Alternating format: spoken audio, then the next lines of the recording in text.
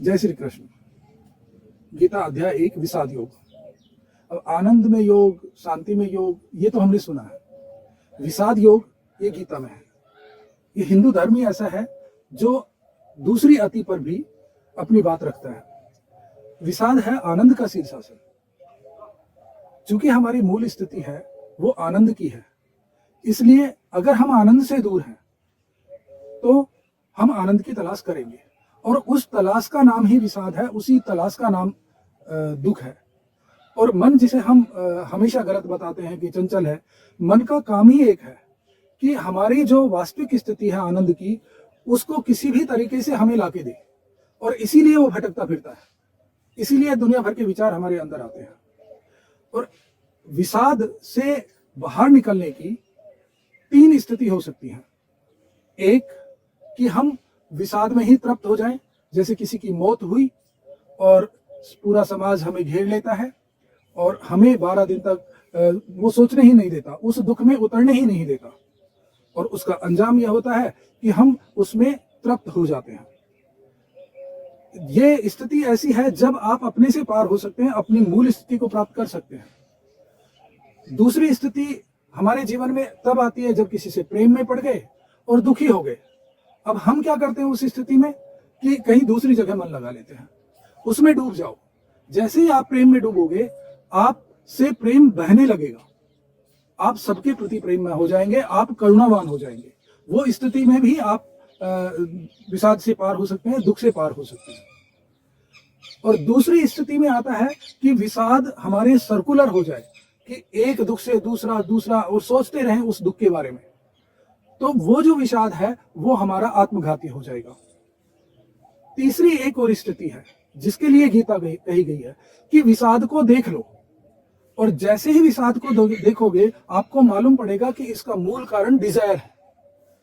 कुछ डिजायर्स हैं जो हमारी पूरी नहीं हुई, और हम डिजायर पूरी नहीं होने के कारण दुखी हैं।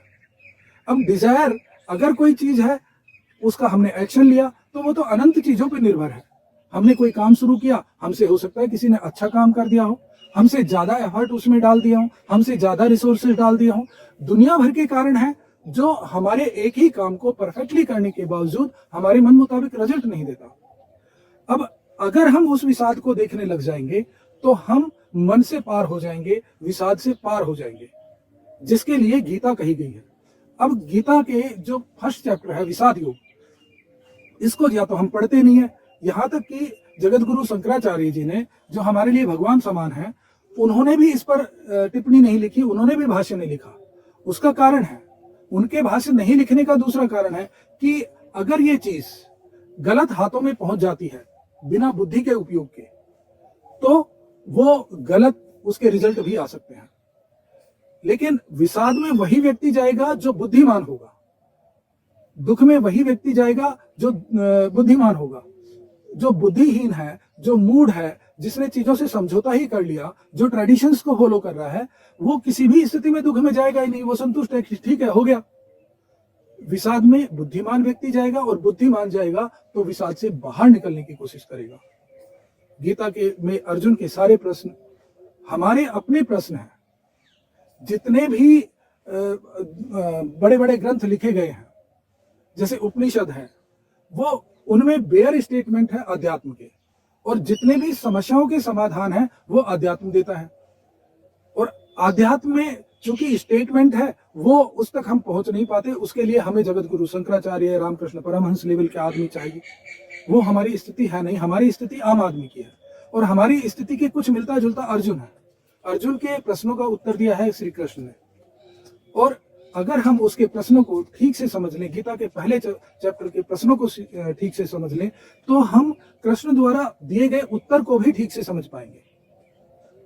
तो हमें गीता के प्रथम चैप्टर को अच्छे से पढ़ना है, गहनता से पढ़ना है, जिससे कि हम गीता में पूरे मनोयोग से उतर सके। जय श्री कृष्ण।